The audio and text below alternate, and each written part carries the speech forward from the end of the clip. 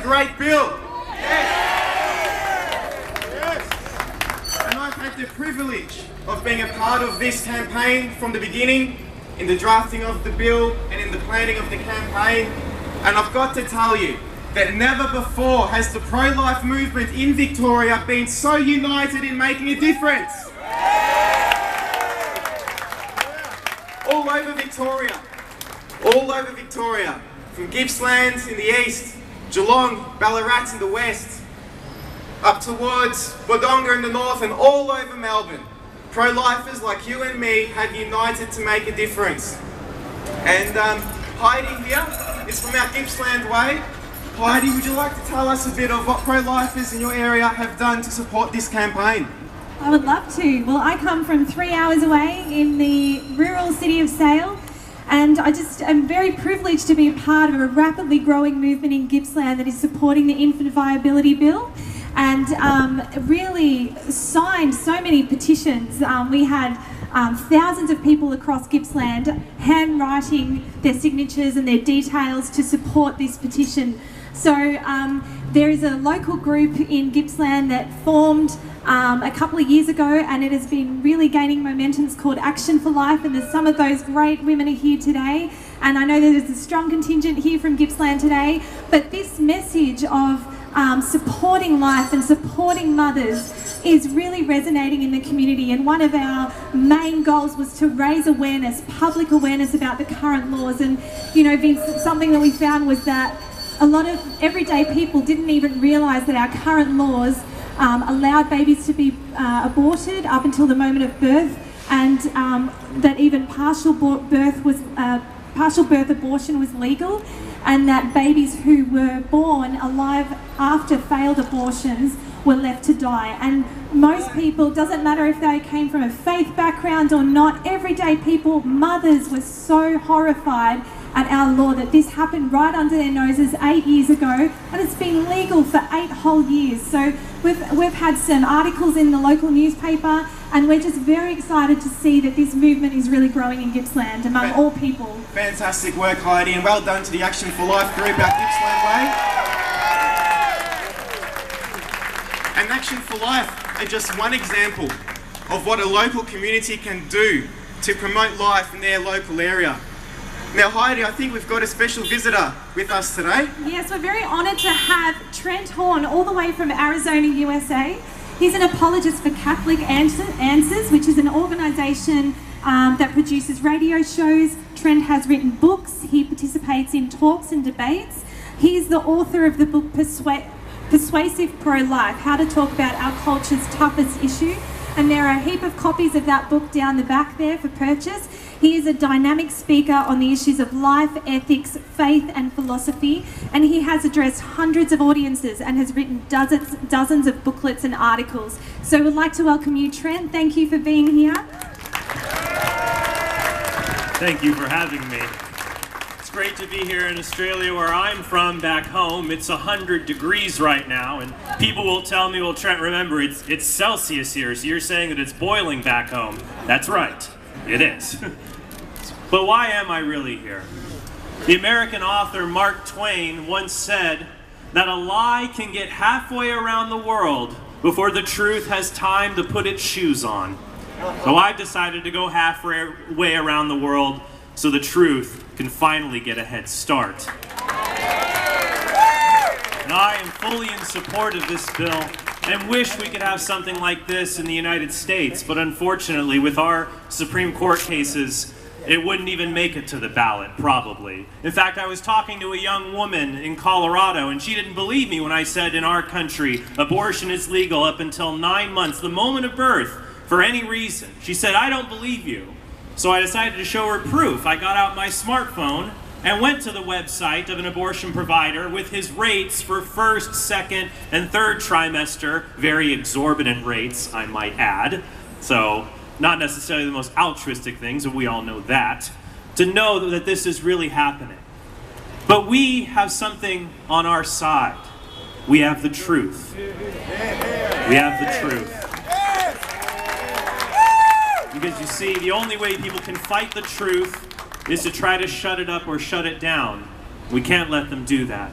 In fact, the philosopher Stephen Schwartz wrote a great book called The Moral Question of Abortion.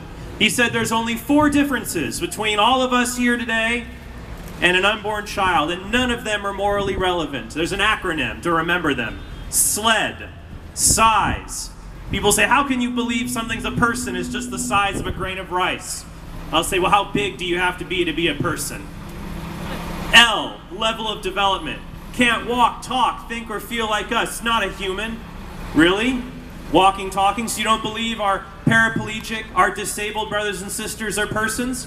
Well, no, it's easier to belittle those who don't have a voice to tell you you're being bigoted and discriminatory. E, environment. It's not born yet. How does where I am change who I am? If I walk across this stage 8 feet, I don't stop being human. But then how does a baby moving 8 inches through the birth canal become a human? And D, degree of dependency. And this is what this bill is about, viability. And when I've heard this argument, well, it's not a person because it's not viable. It's one of the silliest arguments I've ever heard in my life. Something I think only philosophers could really believe. Of course a baby is viable. They're not viable at 24 weeks. They're viable at conception because they can live in the mother's body they're supposed to live in. My gracious hosts want to take me out tomorrow on a boat ride on my day off. What if they got sick of my American ways, pushed me off the boat 10 miles out to sea and said, well, we didn't kill Mr. Horn. You see, he's just not viable in the middle of the ocean. No, if you take a human being and put them in a place where they can't live, that's killing. That's homicide. That's wrong. And so we're here to say today that this rally is not just about one bill. It's not even just about the issue of abortion. It's about a group of people, different in many ways, but united in one cause.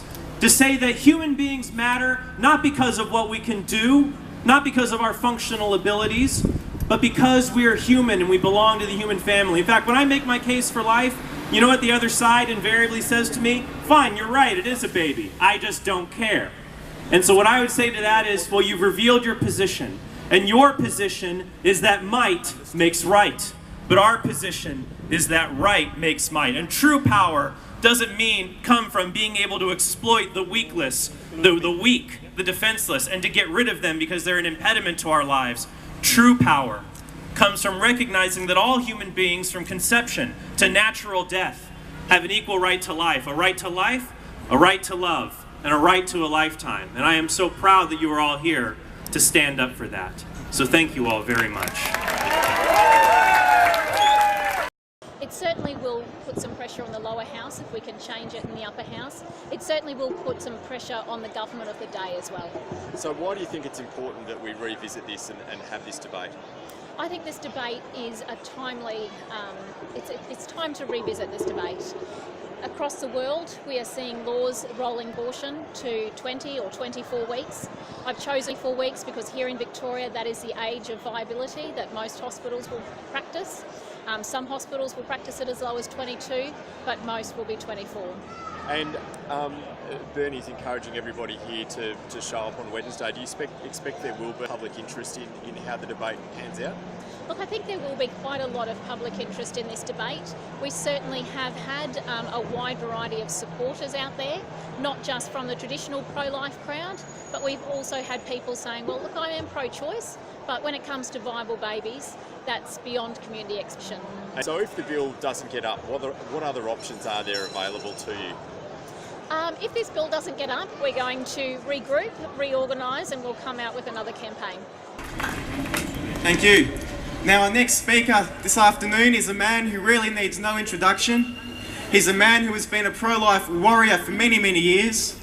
Back in 2008, he stood up there in the Legislative Council on his feet for hours defending the rights of the unborn.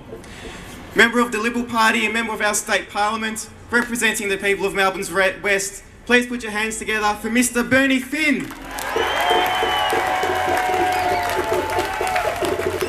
Ladies and gentlemen, what a great crowd we have here today as I look around the side to see the end of it. I will remember, and I know my good friend Peter Kavanagh will also remember, around about 11:30, on a Friday night back in 2008. It was the 10th of October. And the final vote had just been given in the upper house, which passed a bill which legalised killing babies right up until birth for any reason. It legalised partial birth abortion, a particularly heinous and cruel way of killing babies. Earlier that day, we had tried to provide more support, more counselling for women. The Parliament voted against it. Shame. We had tried so many ways to support mothers and to support babies. The Parliament rejected every single one. Every single one. And I remember slumped in my seat in the Parliament in there as the vote had just been read, and I slumped back and I said, "Righto, Lord, what do you want me to do now? I think we've done everything we can." And I got the message, "No, you haven't yet. Not by a long shot." And he was right, as he usually is, I have to say. And that's what leads me to lead the March for the Babies every year in October the 8th this year. If you're coming along, that'll be a marvellous thing. And leads me indeed to be here today. Because what we need are good people.